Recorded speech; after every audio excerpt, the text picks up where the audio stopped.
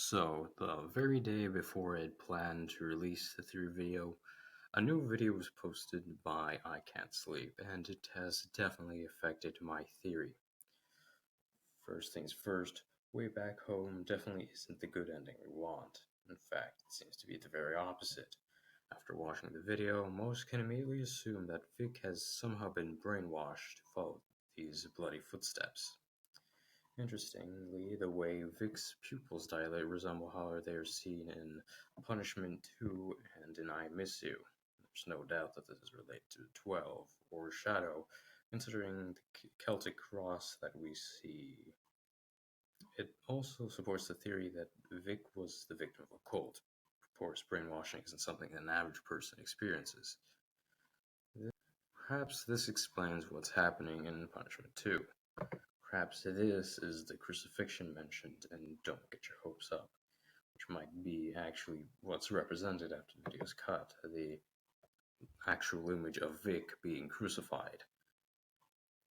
This death from jumping off a building could easily be explained as a suicide, and this would allow this death cult to continue their gruesome practice.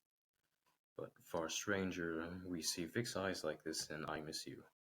This might just be Vic looking a bit rough, but taking into consideration the possibility of Vic being brainwashed in this video changes what Vic might be trying to do.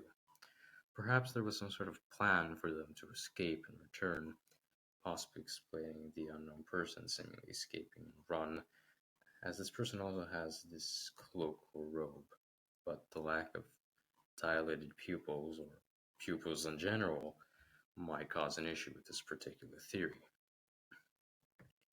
But who do these footsteps belong to? Paying attention to their shape, fortunately they don't resemble the far more pointed shape of Shadow's shoes any of the few times they're visible. However, they do resemble something far more disturbing. The footsteps in You Can't Escape. I believe that You Can't Escape was a representation of Vic coming to terms with her mortality and her fear of the inevitable and sometimes invisible march of death. Now she's being forced to follow these steps, literally following death. Vic knew that following this path is dangerous. She does shake while looking at it after all. So what exactly does this mean? I doubt that she's following Death's footsteps, becoming a Grim Reaper.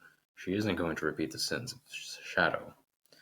So perhaps, like the bloody steps and You Can't Escape, these might lead to a grave. Perhaps they're taking her back to the top of the Sorrow building, perhaps a final attempt to have Vic crucified, or, like in You Can't Escape, leads back into the graveyard. Maybe to recover what had been taken to her and to be home, back in the water where she had spent a lot of time in her childhood. The main issue is that the 12 wouldn't have much reason to do this, so the Sorrow building would be the most likely possibility, but we'll have to wait and see.